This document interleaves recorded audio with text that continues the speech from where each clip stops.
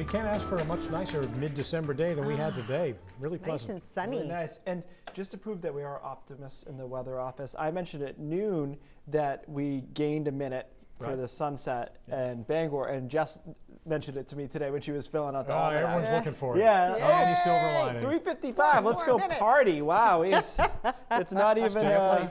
Sorry, guys. My clicker's a little sticky there. There we go. All right, we'll get there.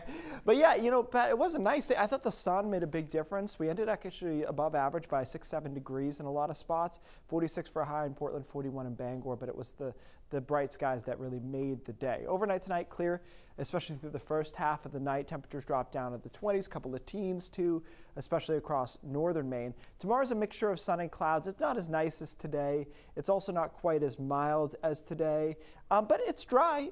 It's quiet enough. We end up at 35, 36, maybe 37 over southern Maine. A lot of us right around freezing from Bangor and points north. And then here comes that warm front. It's worth noting that this model is just a little bit faster than it was yesterday on this front. So be aware of that. It moves into Maine around 7 or 8 o'clock. And by 9 o'clock, it's overspread a good part of the state. Snow from Lewis and Augusta to Bangor.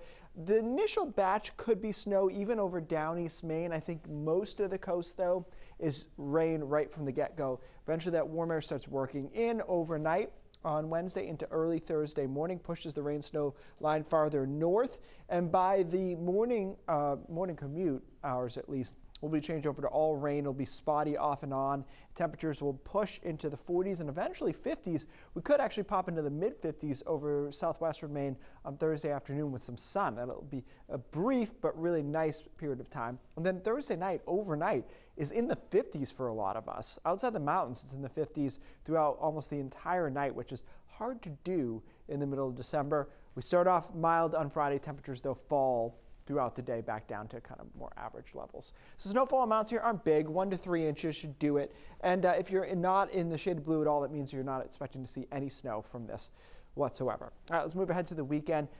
This storm on the weekend is good. I was joking that it's not really a perfect setup as far as it being a big bombed out nor'easter, but it's just sneaky. It's progressive, it's kind of flat, but it's in the right spot on Saturday and Sunday to give us snow, to keep us locked into mainly snow and decent ratios of it Saturday night through Sunday. So I think I'm feeling better about this storm as we get closer, or worse, depending on if you like snow or not. But I think we should pencil that in as some snow Saturday night, Sunday, and we'll try to get into some amounts. Oh, I don't know. When do we usually take a shot at it? A couple days in advance? It depends how. I think if this stays on track, I would almost take a shot at it tomorrow, because these are easier to forecast than those big burly nor'easters. They're kind of more linear. So that could give us some mood snow. It might be cold enough to hang on to it next week if we get it. So that would be good. Most important, you got your clicker unstuck, and really, did. I'm happy about that. I was about to do a Joe Kupel memorial where I blame the computer.